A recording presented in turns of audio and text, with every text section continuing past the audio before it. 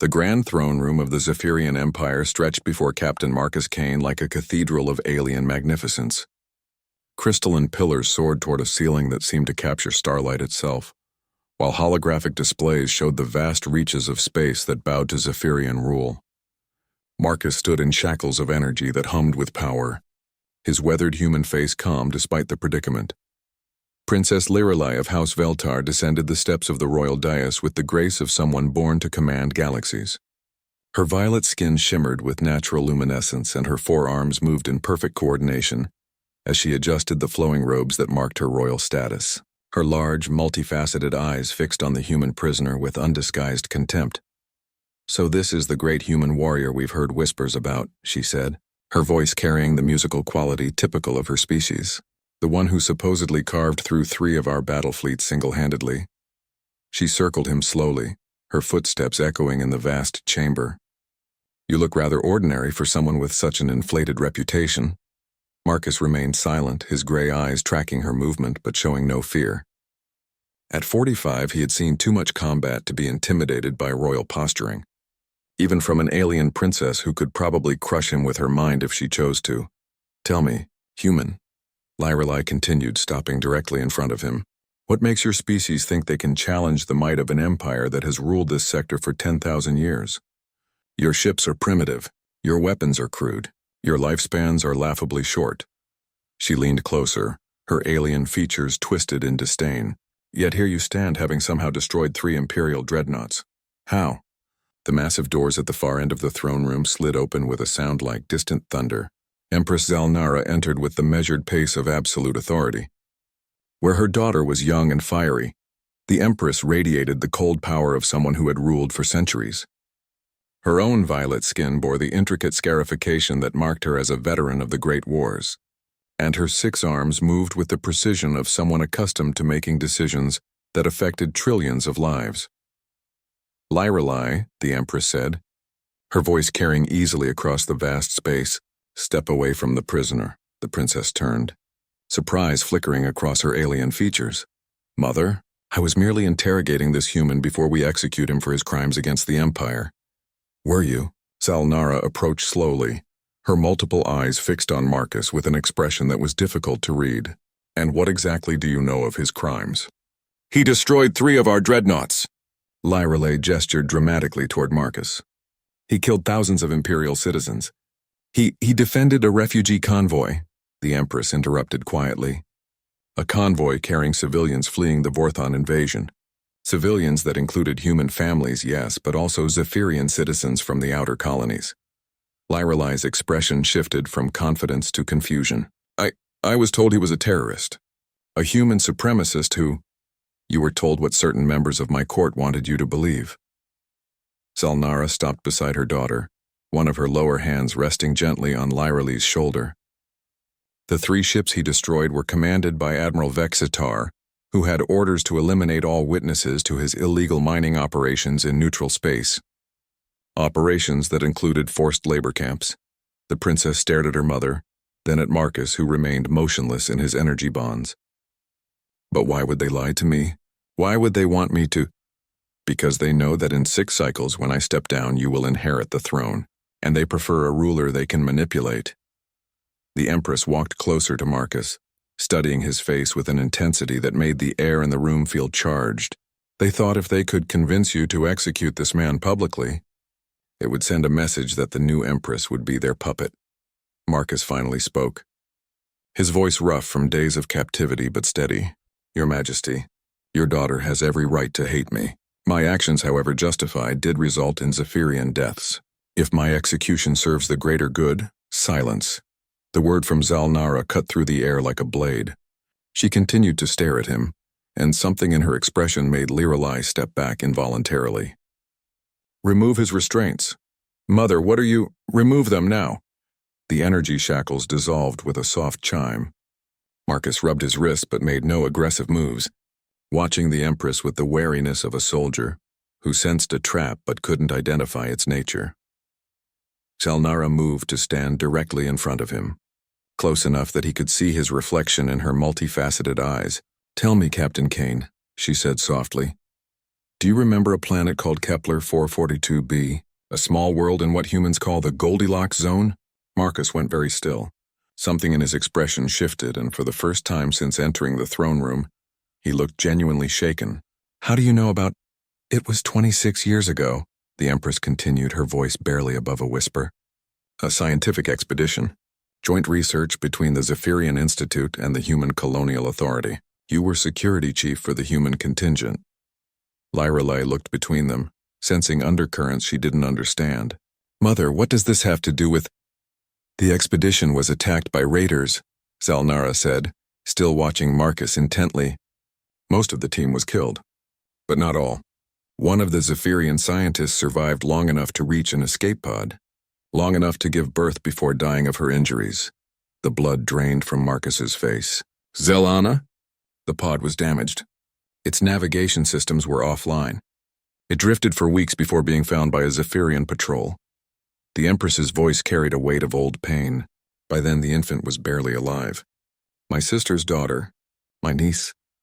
Lyrelei's confusion was giving way to a growing horror as she began to understand.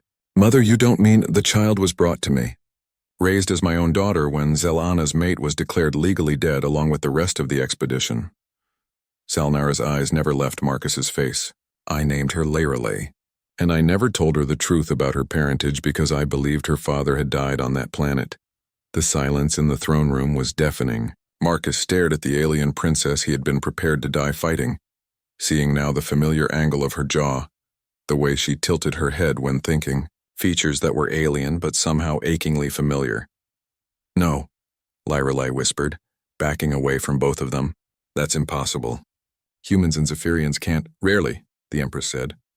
But it happens, especially when both parents carry the recessive genes that allow for cross-species compatibility. Your mother knew she carried them. She told me about the human she had fallen in love with, the one she called her bright star. Marcus's voice was barely audible. She called me that because she said I was the only thing that shone in the darkness of space. The crystal gardens of the Imperial Palace provided a stark contrast to the formal grandeur of the throne room. Here, bioluminescent plants from a dozen worlds created a symphony of gentle light, while streams of pure water wound between beds of flowering coral that sang soft melodies when the wind touched them. Marcus walked beside Empress Zalnara along a path of polished stone, both of them maintaining the careful distance of former lovers who had found each other across an impossible gulf of time and circumstance. She's been in her chambers for 3 days, the Empress said, her multiple hands clasped behind her back as they walked. She won't see anyone. Won't eat. My advisors are beginning to worry about the succession. Marcus paused beside a fountain where small, jewel-like fish swam in patterns that seemed almost deliberately artistic. Can you blame her? 25 years of believing one thing about herself, then having it shattered in the space of a conversation. I should have told her sooner. Zalnara's voice carried the weight of regret, but every year that passed made it harder. How do you tell someone that everything they believed about their heritage was a lie? You tell them the truth. Marcus turned to face her, and the years seemed to fall away as he looked into her alien features. The same way you should have told me that Zelana was pregnant. The Empress was quiet for a long moment, watching the patterns the fish made in the fountain. The pod's emergency beacon activated when it launched. We tracked it immediately, but by the time we reached Kepler 442b, the entire research station was destroyed. The raiders had been thorough. We found no survivors. I was in the underground bunker with Dr. Chen and his team. We held out for 18 days before the rescue ships arrived. Marcus's voice was steady, but she could hear the old pain beneath it. 18 days of thinking everyone I cared about was dead, including her. If I had known you were alive, would it have changed anything? Marcus asked quietly. You were already married to the Emperor, already bound by the laws of succession, and I was just a human security officer from a species your people barely tolerated. Zalnara's laugh held no humor. My marriage to Vordan was a political arrangement. He needed the legitimacy my bloodline provided, and I needed his military support to prevent a civil war. It was dissolved by mutual consent 12 years ago when the threat passed. She looked at him directly. I mourned Zelana for months. She was more than my sister, she was my closest friend. And I mourned you because she had told me how much she loved you. The sound of approaching footsteps made them both turn. Lyrily emerged from behind a cluster of singing crystals, her royal robes replaced by simple traveling clothes. Her violet skin looked pale, and her eyes held the hollow look of someone who had spent days questioning everything they thought they knew about themselves. "I've been listening," she said without preamble. "I know it's improper, but I needed to hear this conversation without the formality of the throne room." Marcus took a step toward her, then stopped himself. The gesture was small, but Zalnara noticed the instinctive movement of a father toward his child. "Lyrili," the Empress began, but her daughter held up one of her 4 hands. "I've been researching," the princess said, her voice carefully controlled. "Cross-species genetics, the probability matrices, the biological markers." She looked at Marcus with an expression that was part curiosity, part accusation. "The DNA analysis confirms it.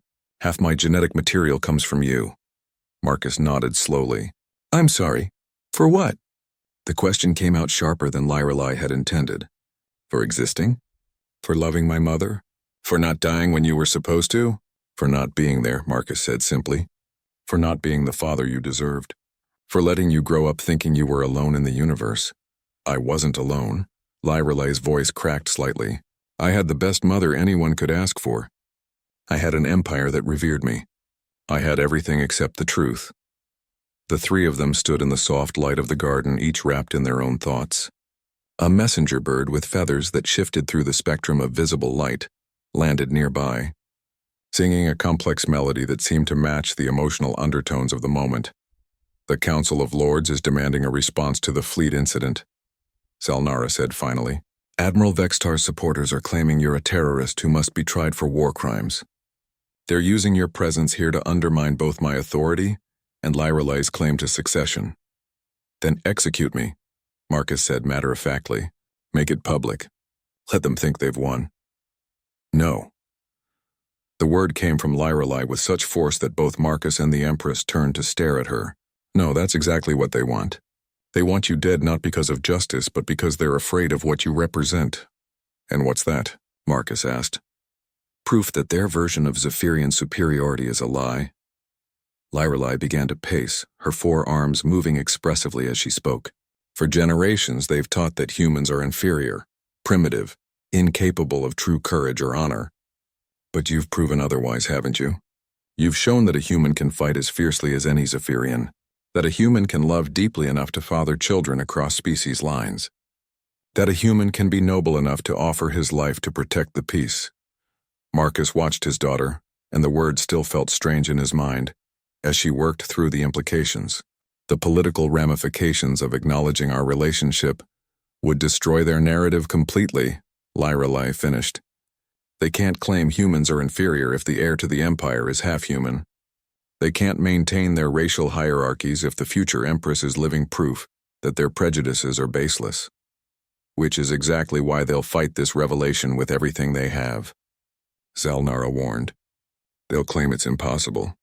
They'll demand genetic tests from independent laboratories. They'll argue that even if it's true, it disqualifies you from succession. Let them try." There was steel in Lyrili's voice that hadn't been there before. "I've spent my entire life preparing to rule this empire. I know its laws better than most of the lords who think they can manipulate me. Hybrid inheritance has precedent. The 3rd dynasty was founded by the child of a Zephyrian and a Vorlak. That was 800 years ago, the Empress pointed out. And the Vorlak were already part of the empire. Humans are still considered outsiders by many. Then it's time that changed." Lyrili stopped pacing and looked directly at Marcus. "I want to know about them. About humans. About your culture, your history, your way of thinking. If I'm going to rule an empire that includes human worlds, I need to understand what that really means." Marcus felt something shift in his chest, a warmth he hadn't experienced in decades. "It would be my honor to tell you about Earth, about the colonies, about the people who've been fighting just to earn a place in this galaxy. And I want to know about my mother," Lyrili continued, turning to Zalnara. "Not the sanitized version you gave me as a child. I want to know about Zelena, the person, the scientist, the woman who fell in love with a human and didn't care what anyone thought about it." The Empress smiled, and for a moment she looked like the young woman who had watched her sister fall in love with an alien warrior.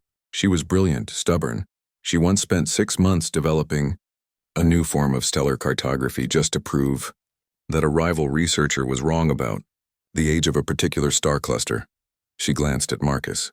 She said you reminded her of that star cluster, ancient and steady, but burning brighter than anything around it. She had a way with words, Marcus said softly. She had a way with everything, Salnara replied, including seeing the future more clearly than the rest of us. She told me once that humans would either be the galaxy's greatest allies or its most dangerous enemies, depending on how we chose to treat them. And what did she think we should choose? Lyrelai asked. Partnership, both adults said simultaneously, then looked at each other in surprise. She believed that diversity made us stronger, the Empress continued, that the galaxy was big enough for multiple ways of thinking, multiple approaches to the challenges we face. She thought the mixing of species, of cultures, of ideas was evolution in action. Lyrelai nodded slowly. Then that's what we'll do. Not just for political reasons, but because it's right. She looked at Marcus with an expression that was still cautious but no longer hostile. I may not know how to be your daughter yet, but I think I'd like to learn. The council chamber erupted in chaos as Lord Vextar slammed his ceremonial staff against the floor, his scarred face twisted with rage. The massive Zephyrian noble stood nearly 8 feet tall, his forearms spread wide in a gesture of absolute authority that had cowed lesser beings for decades. This is an outrage, he roared, his voice echoing off the curved walls that had witnessed 10,000 years of imperial debates. You ask us to believe that our beloved princess is the bastard offspring of a human terrorist? That our pure bloodlines have been contaminated by this primitive species? Marcus stood in the center of the chamber, wearing simple clothes but carrying himself with the bearing of a career soldier. Around him, the 43 lords of the Zephyrian Council sat in their floating seats, their reactions ranging from shock to disgust to calculating interest. The genetic verification documents floated in holographic displays above their heads, showing the undeniable proof of his relationship to Princess Lyrelai. Lord Vextar, came the cool voice of Empress Salnara from her elevated position at the head of the chamber. You forget yourself. You speak of contamination as if genetic diversity were a disease rather than a strength. Strength? Lord Kestai, one of Vexitar's allies, leaned forward in his floating chair. Your Majesty, with all due respect, this revelation threatens the very foundation of our empire. For 10 millennia, we have maintained order through the purity of our bloodlines. If we accept that the heir to the throne is half human, what message does that send to our subject species? That we judge beings by their actions, not their genetics, Princess Lyrelai said as she entered the chamber. She wore the full regalia of her station, the flowing robes of office, the crown that marked her as heir, and the ceremonial blade that symbolized her right to command. But there was something different about her bearing, a confidence that hadn't been there before. Actions? Lord Vextar's laugh was harsh. Then let us discuss the actions of your alleged father. 3 imperial dreadnoughts destroyed, thousands of loyal citizens dead. And for what? To protect a rabble of refugees who should have been grateful for imperial protection. Marcus stepped forward. Those refugees were fleeing forced labor camps. Men, women, and children of dozens of species who had been enslaved to mine rare minerals for your personal enrichment. Lord Vextar, the dreadnoughts you mourn were crewed by beings who knew exactly what they were protecting. I dare speak the truth. Marcus's voice carried clearly through the chamber. The same truth that Admiral Kestai's own logs confirm. The same truth that the survivors of your mining operations have testified to. The same truth that your fellow lords have been too frightened to acknowledge. Enough! Vextar rose from his seat, his massive form radiating menace. Even if these ridiculous claims were true, it changes nothing. The law is clear. The heir to the throne must be of pure Zephyrian blood. This hybrid abomination cannot inherit. Actually, came a new voice from the chamber's entrance. That's not quite accurate.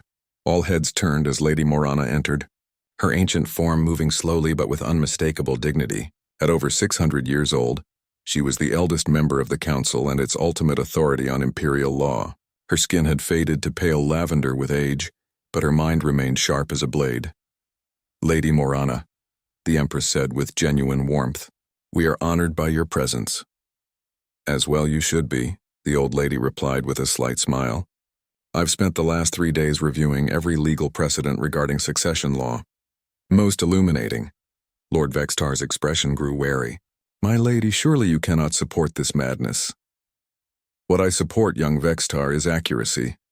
Lady Morana moved to the center of the chamber, her voice carrying despite her age.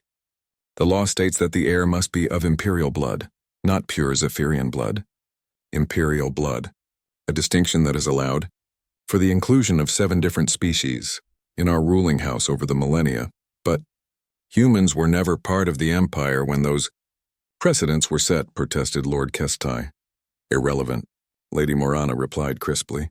17 human worlds have formally joined the empire in the last century. Their citizens are imperial citizens. Their children born under imperial law are imperial children. The precedent is clear. Princess Lyrelai moved to stand beside Marcus, and the symbolism was not lost on anyone in the chamber. Moreover, she said, her voice ringing with authority, I invoke the right of challenge. The chamber fell silent. The right of challenge was an ancient law, rarely used, that allowed any member of the royal family to demand trial by combat when their fitness to rule was questioned. Lyrelai, the Empress said quietly, are you certain? The right of challenge requires— I know what it requires, the princess interrupted. Single combat against a champion chosen by my accusers. Victory proves my worthiness to rule. Defeat? She shrugged. Defeat removes the problem of succession entirely. Lord Vextar's eyes gleamed with malicious satisfaction. You would fight to defend your mongrel heritage? Very well. I accept the challenge on behalf of the loyalist faction, and I choose myself as champion. Marcus felt his blood turn to ice. Vextar was a veteran of dozens of campaigns, a warrior whose skill with blade and claw was legendary throughout the empire. Lyrelai was skilled, but she was not a soldier. The challenge is accepted, Lady Morana announced formally. Combat will take place in 3 days in the Arena of Honor, according to traditional rules. Weapons of choice, combat to yield or death. I choose death, Vextar said with a savage grin, for both of us if necessary. As the council session dissolved into urgent whispers and heated arguments, Marcus found himself walking beside Lyrelai through the palace corridors. The reality of what she had just committed to hung between them like a death sentence. You can't fight him, Marcus said finally. He's twice your size and has 50 years more combat experience. I know, Lyrelai replied calmly, but it was the only way to force the issue. Either I prove my worthiness through combat or I die trying. Both outcomes serve the greater good. How does your death serve anything? Because it will prove that I was willing to die for my beliefs, that I valued the principles of genetic equality more than my own life. She stopped walking and turned to face him. It will make me a martyr for the cause of human integration. Sometimes martyrs accomplish more than living rulers. Marcus stared at her, seeing in her alien features the same stubborn determination that had driven her mother to defy convention and fall in love with a human soldier. There might be another way. What do you mean? The right of challenge allows for a champion, doesn't it? Someone to fight in your place? Lyrelai shook her head. Only blood relatives can serve as champions for members of the royal family. It's meant to prevent hired assassins from deciding succession. Marcus was quiet for a long moment. Then he smiled, and there was something in that expression that reminded Lyrelai of the warrior who had single-handedly held off an entire boarding party to protect a refugee ship. Blood relative, he said softly. That's exactly what I am. The realization hit her like a physical blow. No, absolutely not. I won't let you won't let me. Marcus's smile grew wider. Daughter, I've been fighting impossible odds for most of my adult life, and I've got something now that I've never had before. What's that? Something worth dying for. He reached out and gently touched her shoulder with one finger, the gesture awkward but sincere. But more importantly, something worth living for. I'm not planning to lose this fight. Vextar is a legend. They say he's never been defeated in single combat. Then it's time someone gave him a new experience. Marcus turned to go, then paused. Besides, he's about to learn something about human warriors that most of this galaxy hasn't figured out yet. Which is? We don't know how to quit. As Marcus walked away, Princess Lyrelai felt something she had never experienced before. The peculiar mixture of terror and pride that came from watching a parent walk toward mortal danger for her sake. It was, she realized, perhaps the most human emotion she had ever felt. The Arena of Honor had witnessed countless duels throughout its ancient history, but never one quite like this. Carved from a single massive crystal and suspended in the void above the capital city, it gleamed like a jewel against the star field beyond. Thousands of spectators filled the floating viewing platforms that surrounded the central combat ring, their murmurs creating a sound like distant ocean waves. Marcus stood in the preparation chamber, methodically checking his equipment. The rules of formal challenge allowed each combatant to choose their preferred weapons and armor, within traditional limits. He had selected a simple outfit, lightweight body armor that protected his vital organs while allowing maximum mobility, and a weapon that had raised eyebrows throughout the palace. A sword? Lady Morana had asked when he submitted his choice. Not a plasma rifle? Not even a vibroblade? Just a sword, Marcus had confirmed. Steel. Earth-forged. Now, as he slid the blade from its sheath, the metal caught the light with the subtle gleam of something that had been crafted by hand rather than assembled by machines. The weapon was old, a family heirloom that had belonged to his grandfather, who had carried it during humanity's first expansion into space. It felt perfectly balanced in his grip, familiar as his own heartbeat. Princess Lyrelay entered the chamber, her forearms crossed in what he was learning was a sign of anxiety among her people. The entire council is watching, she said. Every news service in the Empire is broadcasting this fight. If you lose, when I win, Marcus corrected gently. What happens then? The challenge is satisfied. My right to succession is confirmed. The law recognizes genetic diversity as a strength rather than a weakness. She paused, and maybe, just maybe, humans stop being treated as second-class citizens in their own territories. That's worth fighting for. Marcus sheathed his sword and turned to face her. Lyrelay, whatever happens out there, I want you to know that meeting you has been the greatest honor of my life. Your mother would be proud of the woman you've become, and she would be proud of the man who fathered me, Lyrelay replied, her voice thick with emotion. Fight well, Captain Kane. Fight like a human. I intend to. The arena's central platform was a circle of polished stone 50 meters in diameter, surrounded by a barrier of pure energy that would contain the combat while allowing the audience perfect visibility. As Marcus emerged from the preparation tunnel, the crowd's reaction was a mixture of curiosity and derision. Many had never seen a human before, and his relatively small stature compared to Zephyrian warriors made him appear almost comically outmatched. Lord Vextar emerged from the opposite tunnel to thunderous applause from his supporters. He stood nearly 9 feet tall in his ceremonial armor, each of his forearms carrying a different weapon, a plasma sword, an energy mace, a neural disruptor, and a traditional Zephyrian war claw that could slice through steel. His scarred face bore the ritual markings of 100 victories, and his movements radiated the confidence of someone who had never known defeat. Behold, he called out, his voice amplified by the arena's acoustic systems. The great human warrior who thinks he can stand against Zephyrian might. Look upon this pitiful creature and laugh, my friends. This is what passes for strength among the inferior races. The crowd's laughter was like breaking glass, but Marcus stood unmoved in the center of the ring.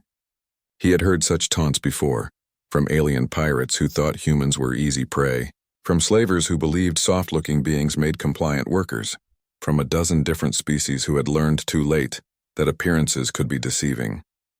Empress Zalnara's voice rang out from the royal viewing platform. Let the challenge begin. Combat continues until yield or death.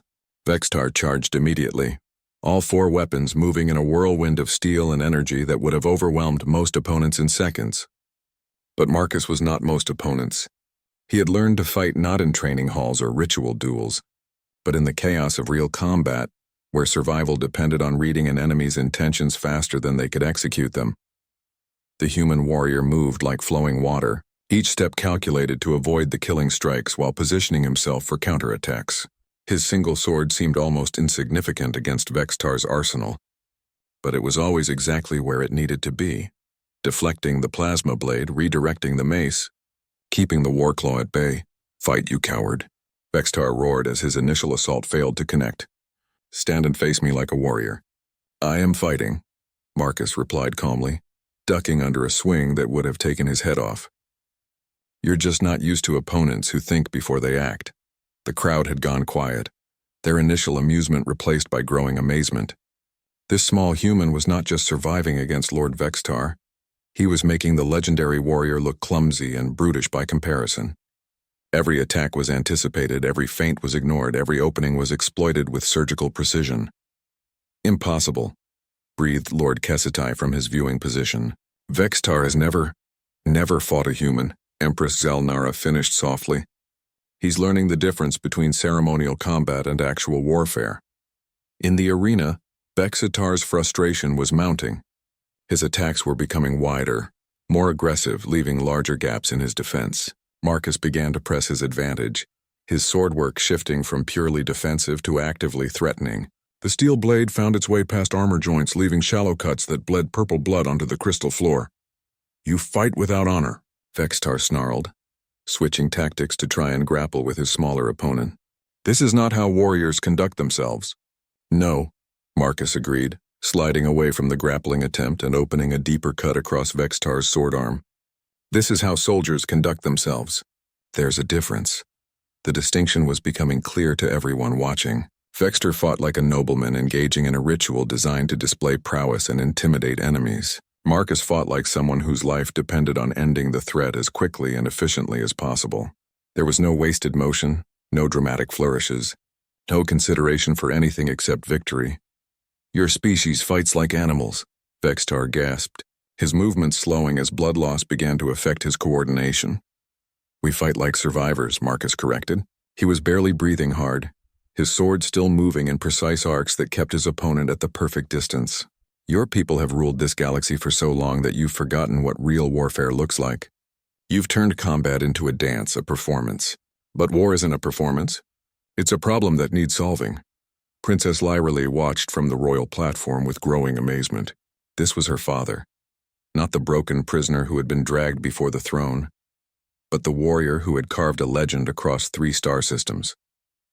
She could see now why refugee fleets spoke his name in whispers, why slave camps fell silent when the story of Captain Marcus Kane was told around hidden fires. "He's magnificent," she whispered to her aunt. "He's human," Zelnara replied, and there was pride in her voice. "And he's teaching this entire empire something they've needed to learn for centuries." In the arena, Vextar stumbled, his neural disruptor falling from nerveless fingers. Marcus could have ended the fight then. A single thrust would have pierced the Lord's primary heart. Instead, he stepped back and lowered his sword. "Yield," he said simply. "You're beaten. There's no shame in acknowledging it." Vexitar's face contorted with rage and humiliation. "I will not yield to a human. I would rather die than—" "Then you're a fool," Marcus interrupted. "But you're not my enemy. You're just someone who never learned that strength comes in many forms."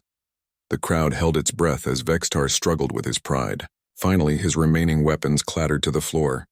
I yield," he said, the words barely audible. The silence stretched for heartbeats. Then Princess Lyrily began to applaud, slowly at first, then with growing enthusiasm. The sound spread through the arena as thousands of beings witnessed something they had never seen before. A human proving that courage, skill and determination could triumph over size, strength and prejudice. Marcus Kane, captain of the human colonial defense force, sheathed his grandfather's sword and walked toward his daughter, who was crying tears of joy and pride. Behind him, Lord Vextar knelt on the crystal floor, finally understanding that the galaxy was far larger and more complex than his narrow worldview had ever allowed him to imagine. The victory celebration in the Grand Hall felt different from any gathering the palace had ever hosted. For the first time in Imperial history, humans walked freely among Zephyrian nobility, no longer as curiosities or servants but as equals. Ambassador Chen Wei, representing the human colonial authority, stood beside Princess Lyrily as she addressed the assembled crowd, her violet skin glowing with confidence. "Today marks more than the resolution of a legal challenge," Lyrily announced, her voice carrying clearly through the vast chamber. "Today marks the beginning of a new era for our empire, an era where diversity is celebrated, not feared, where genetic heritage is honored, not used as a weapon of division." Marcus stood near the back of the hall, still wearing his simple combat clothes, surrounded by a group of Zephyrian warriors who regarded him with newfound respect. The sword at his side, the same steel blade that had defeated Lord Vextar, had become something of a legend in the hours since the duel. Several young nobles had asked to examine it, amazed that such a primitive weapon could prove so effective.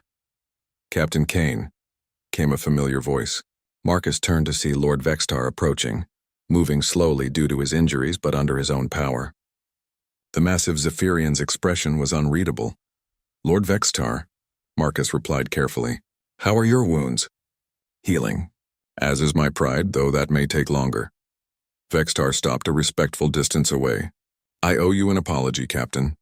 And an explanation. You don't owe me anything. The duel is over. The duel is over, but the consequences continue. Vexatar gestured toward the mixed crowd around them. I spent 3 hours in the medical wing thinking about what happened in that arena. Do you know what conclusions I reached? Marcus shook his head. That I have been a fool for longer than I care to admit. Vextar's forearms moved in a gesture that Marcus was learning indicated deep sincerity among Zephyrians. I grew up believing in our superiority because it made me feel important. Because it gave me a place in the universe where I mattered. But watching you fight, really watching, not just seeing what I expected to see, I realized that superiority based on genetics is no superiority at all. What changed your mind? You could have killed me, should have killed me, by any reasonable measure. I had declared the combat to the death. I had insulted your daughter. I had spent years oppressing your people. Vextar paused, his alien features thoughtful. But you offered me mercy instead. Not because you were weak, but because you were strong enough to choose a better path. Marcus considered this. Where I come from, we have a saying, the measure of a civilization is how it treats its defeated enemies. A wise saying. I begin to understand why Princess Lyrelei speaks so highly of human philosophy. Vexatar straightened to his full height. I have a proposal for you, Captain Kane. I'm listening. Return to human space. Gather your finest warriors, your best tacticians, your most capable leaders. Bring them here to the Imperial Academy. Let them teach our young officers what real warfare looks like. Marcus raised an eyebrow. You want humans to train Zephyrian soldiers? I want our military to learn from the best. And today prove that humans understand conflict in ways that we have forgotten. Vextar's expression grew serious. The Vorthan threat is real, Captain. They're pushing deeper into the Outer Rim every month, enslaving entire systems. Our traditional tactics have failed against them repeatedly. We need new approaches, new strategies. We need teachers who learned their skills in real combat, not ritual duels. Before Marcus could respond, Princess Lyrelei approached with Ambassador Chen in tow. The elderly human diplomat was beaming with satisfaction as he overheard the end of Vextar's speech. Lord Vextar, Lyrelei said warmly, I'm pleased to see you're recovering well. And I couldn't help but overhear your conversation with my father. The word still felt strange to Marcus, but he was beginning to appreciate how naturally Lyrelei used it. No hesitation, no embarrassment, just a simple acknowledgement of their relationship that helped normalize it for everyone around them. Your Highness, Vextar bowed as much as his injuries allowed. I was hoping to convince Captain Kane to establish a training exchange program. Our military needs to evolve, and his people clearly have much to teach us. An interesting proposal, Ambassador Chen interjected. One that aligns well with the broader cultural exchange program we've been developing. Human colonies have been isolated for too long. It's time we became full participants in galactic civilization. What exactly are you proposing? Marcus asked. Full integration, Lyrelei replied. Human officers in Imperial fleets. Zephyrian scientists in human research facilities. Exchange students, trade agreements, joint exploration missions. The works, and in return, humanity gains full recognition as a peer species within the Empire. Equal representation in the Council of Lords. Access to our technology, our trade networks, our defensive alliances. The princess smiled. Plus, my children will know both sides of their heritage. Marcus felt something shift in his chest at the casual mention of future grandchildren. That's assuming you have children. Oh, I intend to, Lyrelei said with amusement. The succession laws require it, for one thing. But more importantly, I want to continue what my mother started. The blending of species, the sharing of strengths, the building of something greater than any one race could achieve alone. The Vorthans won't appreciate losing their advantage, Ambassador Chen warned. They've been counting on human and Zephyrian forces fighting separately, picking us off one system at a time. A unified response would be problematic for them. Good, Marcus said simply. It's time someone gave them a taste of their own medicine. Lord Vextar nodded approvingly. Now that sounds like a warrior speaking. Captain, I formally request that you consider my proposal. Our military academies need instructors who understand modern warfare. And frankly, our young officers need to learn humility. I'll consider it, Marcus replied. But I have one condition. Name it. The training goes both ways. Human officers learn Zephyrian strategy and tactics. Zephyrian officers learn human adaptability and innovation. We build something new together, not just transplant one approach onto another culture. Agreed, Vextar said immediately. When can you start? Give me 6 months to arrange things on the human side, Marcus said. I'll need to coordinate with Colonial Command, select appropriate personnel, and prepare them for what they're getting into. And I'll use that time to convince the more traditional members of our officer corps that this is necessary. Lyra added, Change never comes easily to institutions that have been successful for millennia. Ambassador Chen laughed. Your Highness, with all due respect, after watching your father defeat the Empire's greatest champion in single combat, I think you'll find resistance to change has diminished considerably. We can hope, Lirale replied, but hope backed by preparation is always more effective than hope alone. As the evening wore on, Marcus found himself in conversation with dozens of beings who had never spoken to a human before. Young Zephyrian nobles asked about Earth's history, about human art and music, about the philosophy that produced warriors like himself. Older lords inquired about human technology, trade goods, potential alliance benefits. But it was a quiet conversation with Empress Zalnara that stayed with him as the celebration wound down.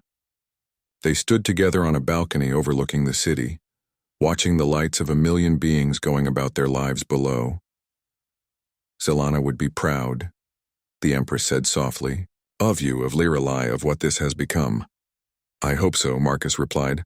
I keep thinking about all the time we lost. All the years Liralai grew up without knowing her heritage, all the years I thought I had no family left in the universe. Time lost, yes, but also time that prepared you both for this moment. Zalnara turned to face him. If you had known about Liralai as a child, would you have tried to take her away from the Empire? Marcus considered the question honestly. Probably. I would have wanted to give her a human upbringing, to protect her from the political complexities of royal life. And she would have grown up isolated from both cultures, belonging fully to neither. Instead, she became exactly what she needed to become, a bridge between worlds. The Empress smiled. Sometimes the universe has better timing than we do. Maybe so, Marcus agreed. But I'm not planning to waste any more time. I want to know my daughter, to be part of her life going forward. She wants that too, more than she's probably told you. How can you tell? Because she's been asking everyone who knew Zelana to tell her stories about her mother. And every story leads back to you, the human who captured a Zephyrian scientist's heart and made her believe that love could transcend species barriers. Marcus was quiet for a moment.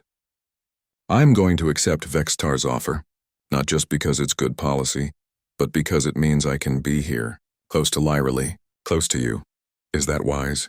A romance between us would complicate the political situation considerably. Would it be a romance? Marcus asked gently. Or would it be two people who cared about the same woman finding comfort in shared memories? Zalnara considered this. I suppose we'll find out. 6 months later, the Imperial Military Academy on Zephyros Prime hummed with an energy that hadn't been felt in centuries. The ancient halls, carved from living crystal and designed to inspire awe in young cadets, now echoed with unfamiliar sounds, human laughter, earthborn music, and the rapid-fire discussions that occurred when two radically different military traditions began learning from each other. Captain Marcus, Kane stood in the main training yard watching a mixed unit of human and Zephyrian cadets work through a tactical exercise. The humans, led by Lieutenant Sarah Rodriguez from the Colonial Marines, moved with the fluid adaptability that came from fighting in dozens of different environments. The Zephyrians, commanded by Cadet Leader Thalvin, brought precision formations and devastating firepower that could shatter conventional defenses. Together, they were creating something entirely new.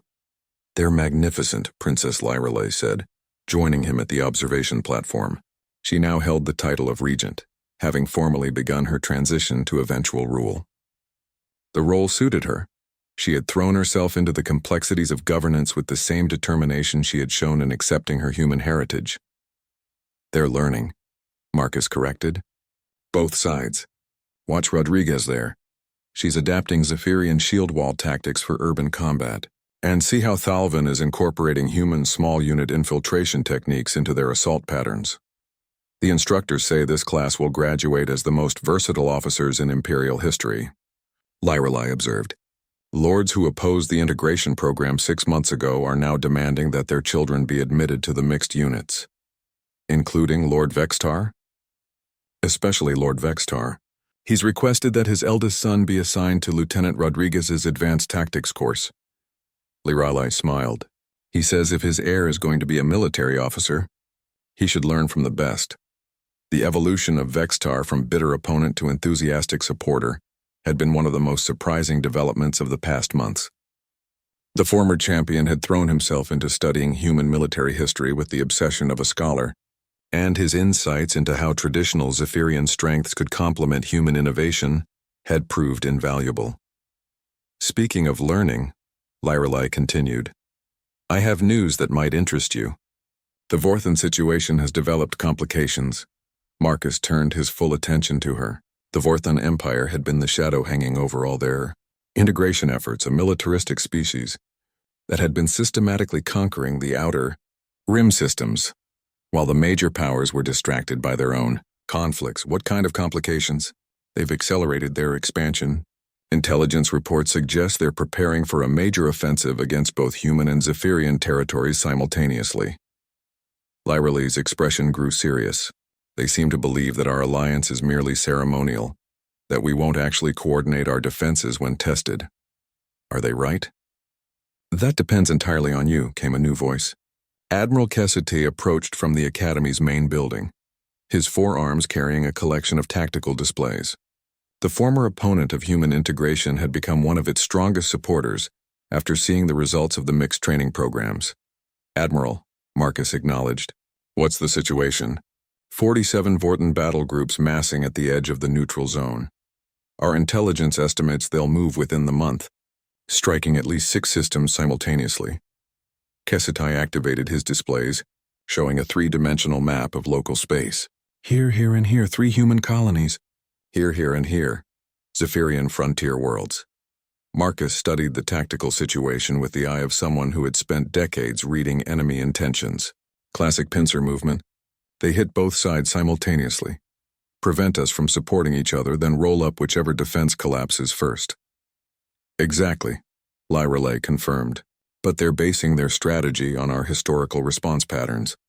They expect the humans to pull back to defend Earth, the Zephyrians to consolidate around our core worlds. What do you have in mind instead? A joint task force, Admiral Kessity said, his voice carrying the excitement of someone unveiling a masterpiece. Human mobility and tactical flexibility combined with Zephyrian firepower and defensive technology. Strike them where they don't expect resistance while defending where they expect us to be weak. Marcus looked back at the training yard where human and Zephyrian cadets were working. Through a complex urban assault scenario, these kids aren't ready for combat yet. They've been training together for 6 months, but that's not nearly enough time to... Not the cadets, Lyrelai interrupted. We're talking about fleet-level integration. Admiral Chen's task force from the Human Colonial Navy, working directly with Admiral Kessity's battle group. Combined operations, shared command structure, unified tactical doctrine. Has this ever been attempted before? Never, Kessity admitted. Which is precisely why it might work. The Vorthans have detailed intelligence on how humans fight, how Zephyrians fight, but they have no data on how we might fight together. Marcus walked to the edge of the platform, looking out over the Academy grounds where the future of galactic warfare was being written by young beings who didn't care about the species barriers their parents had taken for granted. What role would I play in this task force? Tactical advisor to the Joint Command, Lyrelai replied. Your experience with unconventional warfare makes you ideal for developing strategies that neither side would consider independently. And more importantly, Kessity added, you're one of the few beings that both human and Zephyrian officers trust implicitly. Admiral Chen speaks of you with enormous respect, and our own officers have seen what you can accomplish. Marcus was quiet for several minutes, considering the implications. A joint task force represented everything he and Lyrelai had been working toward. True integration, Not just cultural exchange, but operational unity in the face of external threats. But it also represented enormous risks. If the experiment failed, it could set back human-Zephyrian relations by decades. There's something else, Liralee said softly. Intelligence suggests the Vorthons have been in contact with several separatist factions within the Empire. Species that resent Zephyrian dominance and see the Vorthon expansion as an opportunity to break away. How many systems are we talking about? Potentially dozens. The Corlin sector, the Delvian colonies, even some of the original Zephyrian frontier worlds. She paused. They're betting that our alliance with humanity is superficial, that when faced with real pressure, the old prejudices will reassert themselves. Marcus understood the larger game now. This wasn't just about military conquest. It was about proving that diverse species could or could not stand together when tested. The Vorthons were gambling that fear and prejudice would ultimately triumph over cooperation and shared values. When do we leave? He asked. You'll accept the position? Kessetai's relief was obvious. Not just the position, Marcus replied. I want to bring some of the advanced cadets with us. Not into combat, but as observers and liaisons. Let them see how the principles they've been learning apply in real operational situations. That's highly irregular, the Admiral protested. Cadets don't belong anywhere near active combat zones. These aren't normal cadets, Liralee pointed out. They're the future of Imperial human cooperation, and they've been training specifically for joint operations. Who better to serve as communication links between species that have never worked together before? Marcus nodded. Besides, they need to see that what they're learning here isn't just theory, that the future they're training for is real and immediate. Very well, Kessetai conceded. I'll arrange for a volunteer program, but I want experienced NCOs responsible for their safety. Agreed. Marcus turned back to watch the training exercise, which had evolved into an impromptu competition as human and Zephyrian teams tried to outmaneuver each other through an increasingly complex urban environment. How long do we have to prepare? 2 weeks, Liralee replied. The Joint Task Force assembles at Starbase 7. Admiral Chen's ships are already en route. 2 weeks to create something that's never existed before, Marcus mused. A truly integrated military force capable of fighting as a unified whole rather than allied fragments. No pressure, Kessetai said dryly. Actually, the pressure is exactly what we need, Marcus replied. Nothing forges unity like facing a common enemy. The Vorthons think they're exploiting our weaknesses, but they might just be giving us the exact catalyst we need to become something stronger than either species could be alone. As if to emphasize his point, the mixed cadet unit below completed their exercise with a precision that drew applause from the Zephyrian instructors. Human innovation had solved a problem that Zephyrian strength couldn't overcome, while Zephyrian firepower had held a position that human agility had secured. The future, Liralee said quietly, starts now.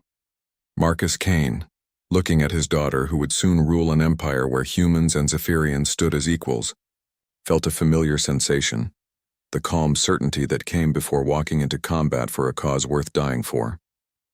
But this time he wasn't just fighting for survival.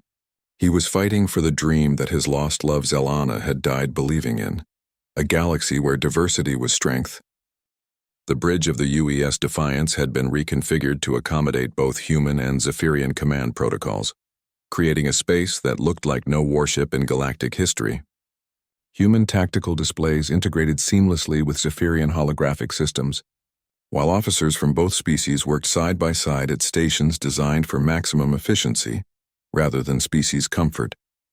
Admiral Sarah Chen stood at the central command platform beside Admiral Kessetai, both studying the real-time tactical display that showed 47 Vorton battle groups moving toward their targets.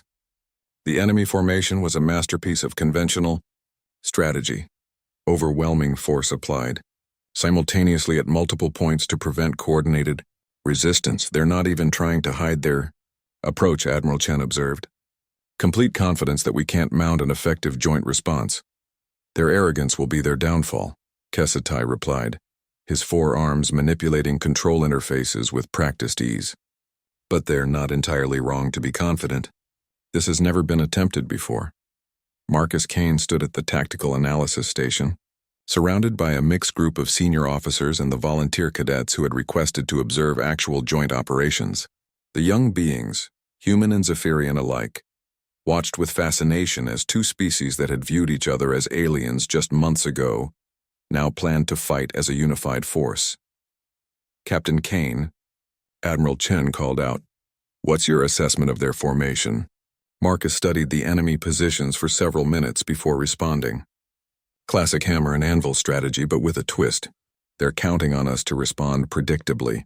Humans falling back to defensive positions, Zephyrians massing for a counterattack. They've positioned their reserves to exploit whichever response we choose. So what do we do instead?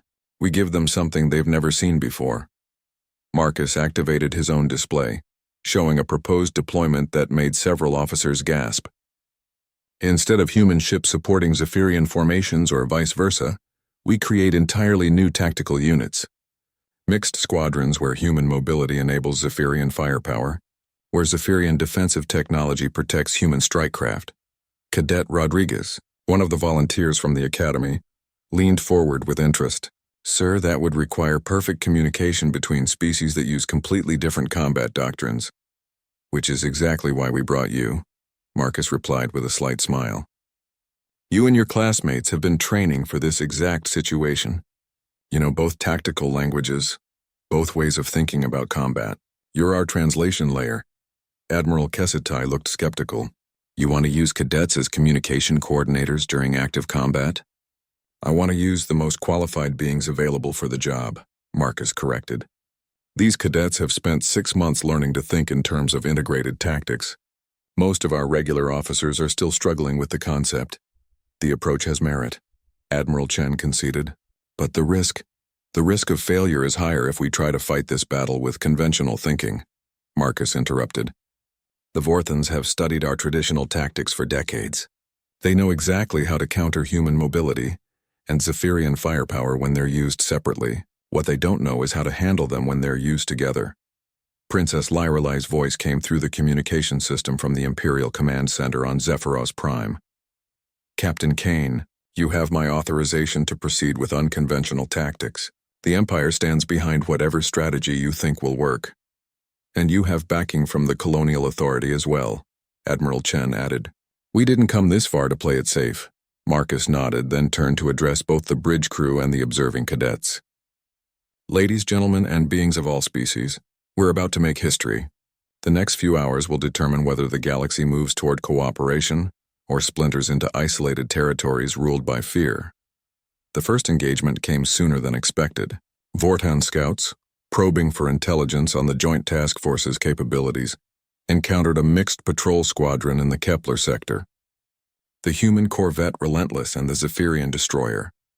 Honored Blade found themselves facing 3 enemy cruisers that should have been able to overwhelm them easily. Instead, they demonstrated the power of true integration.